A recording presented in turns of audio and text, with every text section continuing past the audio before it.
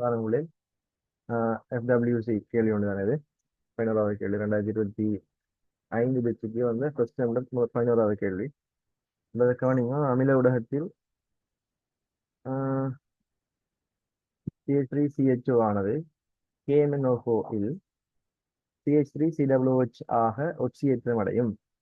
10 மூல் CH3CHO ஆனது CH3COOH ஆக ஒட்சியேற்றம் அடையும் போது பரிமாறப்படும் எலக்ட்ரான் மூல் அளவு யாது?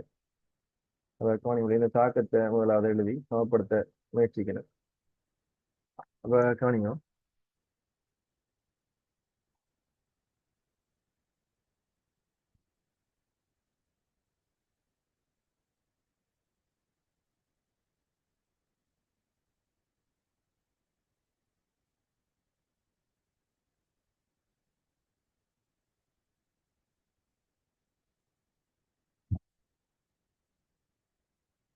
CH3CHO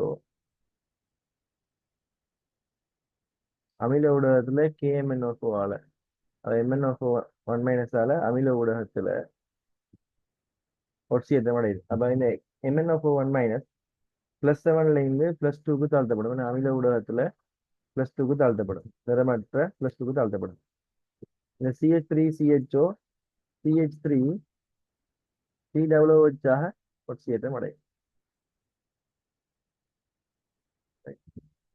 இதுதான் நீங்க எழுத வேண்டிய தாக்கம்.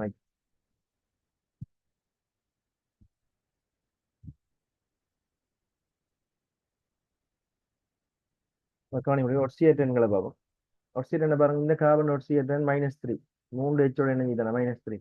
இந்த கார்பன் ஒட்சியேற்றம் பாருங்க, இந்த இரட்டை பிணைப்பு ஒட்சிஜனோட இருக்கு. ஆகவே இந்த இரட்டை பிணைப்பால இந்த கார்பனுக்கு 2 ப்ளஸ் வரப்போகுது. ஏன்னா ஒவ்வொரு பிணைப்பால ஒரு ப்ளஸ் வரப்போகுது. CH கிடையில கார்பனுக்கு முன்னேத்தன்மை கூட, அவை இதால் ஒரு மைனஸ் வரப்போகுது. அவை ஒட்டுமொத்தமாக இந்த கார்பனுக்கு 1 + வரப்போகுது ஒட்சியேற்றம். MnO4- Mn ஒட்சியேற்றம் +7 அறிய போகுது. இது Mn2+ வருது.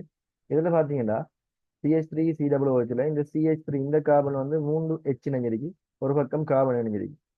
ஆகவே இந்த கார்பன் ஒட்சியேற்றம் -3 இருக்கும். அப்ப கவனிங்க, ஸ்டார்ட்லையும் -3 தான், இறுதிலையும் -3 தான். ஆகவே இந்த CH3 கார்பனுக்கு ஒட்சியேற்றமோ தாழ்த்தலோ எதுவுமே நடக்கல. ஆனா இந்த கார்பனுக்கு கவனிங்க, இந்த கார்பனுக்கு 2 பக்கம் ஓ, இது ஒரு பக்கம் ஓ இருக்கு. ஆகவே இந்த கார்பன் ஒட்சியேற்றம் நமக்கு +3 வரப்போகுது. அப்ப இங்க கவனிங்க, +1ல இருந்து இந்த கார்பன் +3 ஆக ஒட்சியேற்றம் அடைஞ்சிருக்கு. Mn +7ல இருந்து +2க்கு தாழ்த்தல் அடைஞ்சிருக்கு. ஆகவே பார்த்தோம்னா +7ல இருந்து +2க்கு தாழ்த்தல் அடைஞ்சிருக்கு. ஆகவே +7ல இருந்து +2க்கு தாழ்த்தல் அடைந்தா 5 எலக்ட்ரானை ஏற்றுவன. இது +1ல இருந்து ஒரு கார்பன் +3க்கு ஒட்சியேற்றம் அடைஞ்சிருக்கு. அப்ப +1ல இருந்து +3க்கு ஒட்சியேற்றம் அடைஞ்சா 2 எலக்ட்ரானை இலக்கு. அப்ப ஏற்றது 5, இழந்தது 2. இது ரெண்டையும் சமப்படுத்த இதை 5ஆலையும்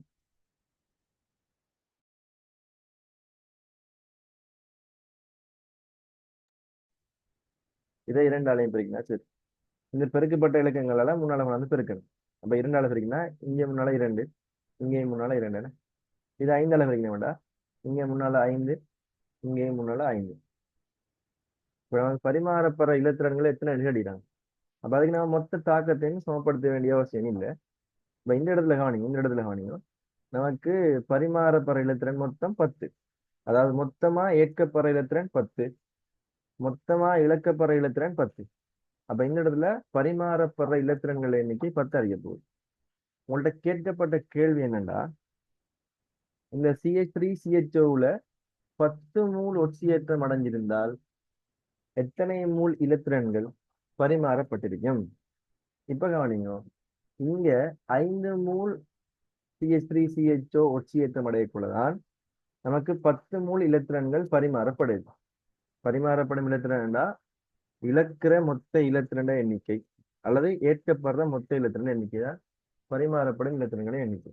அப்ப 5 மூல் CH3CHO நமக்கு ஒட்சியேற்றம் அடையக்குள்ள 10 மூல் இலத்திரன்கள் பரிமாறப்படுது. அப்ப 5 மூல் ஒட்சியேற்றம் அடையக்குள்ள 10 மூல் இலத்திரன்கள் பரிமாறப்படுதுண்டா 10 மூல் இலத்திரன்கள் ஒட்சியத்தை அடைய போல எத்தனை மூல் பரிமாறப்படும்? 5க்கு 10 10க்கு 20 மூல் இலத்திரன்கள் பரிமாறப்படும். அப்ப விடையா பார்த்தோம்னா நமக்கு 3வது ஆன்சர் சரியா வரும். சரியா? இது நீங்க ஏனைய எக்ஸ்பிரஸையோ இல்லாட்டி நீரையோ போட்டு சமப்படுத்த வேண்டிய அவசியம் இல்லை. இவ்வளவும் போதும் இந்த கேள்வி.